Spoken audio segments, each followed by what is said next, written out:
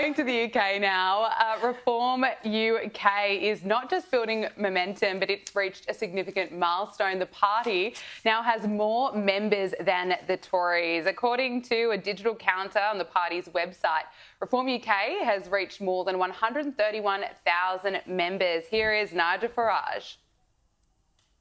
This is an historic moment when the newest party in British politics overtakes the oldest existing political party in the world.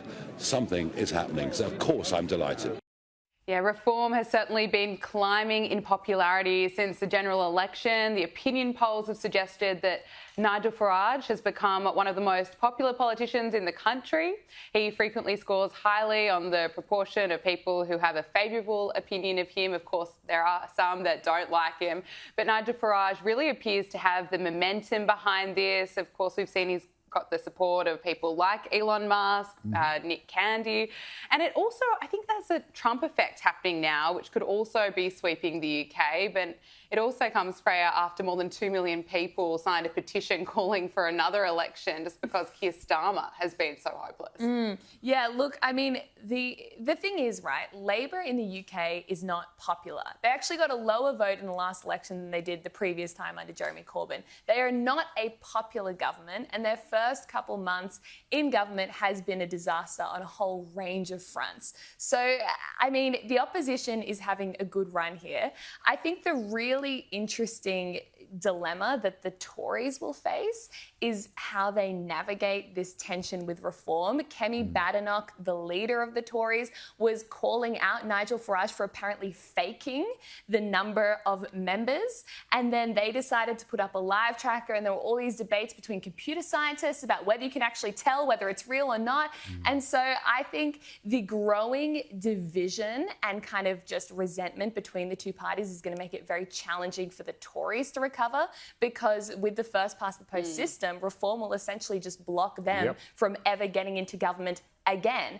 And so I don't know how they're going to navigate that. And I think Kemi Badenoch has a lot of work to do in uniting the Tory party, in coming up with a new, actually conservative, values-based identity for the party. And this really is, and it should be, a lesson to the Liberal Party and every centre-right party around the Western world. If you abandon your values and you compromise too much and you are just incompetent, you will suffer.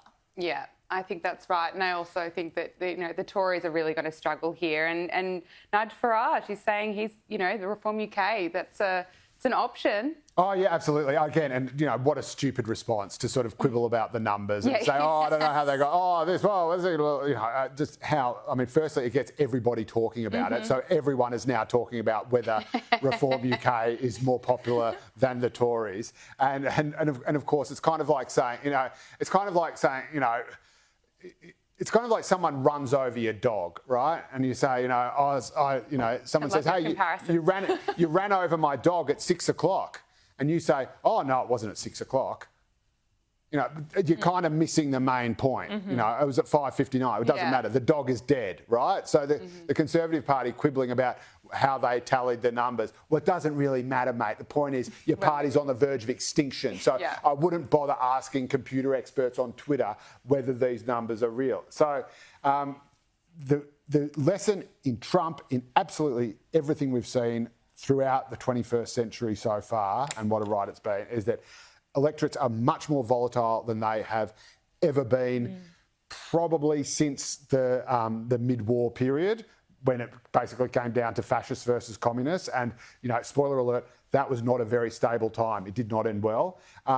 Electorates are basically going to reward whoever is perceived to have, or who actually has, the common touch, who can communicate with normal, everyday people. And again, they're not going to reward, not harping on, but they're not going to reward people saying, oh, I'm smarter than you, or I'm an expert, or whatever. But they're going to reward people who they instinctively and emotionally identify with, like Donald Trump, like Nigel Farage. And even though we've had kind of centrist revolutions in France and Canada with those francophilic bloody Quebecois, oh, God, I hate the French, but Trudeau and Macron. You brought up the French. But again, we've seen how quickly the electorate has turned against them when they were perceived as not being a fresh new start that would fix everything, but as being perceived as sort of elite and out of touch. So I think any perceptions of elitism, any sort of woke crap that people go on with that isn't what people are talking about at their kitchen tables, anything that shows that you are out of touch or a bit wanky or a bit fancy, you are gone. Done. Old news, not in 2024 or 2025.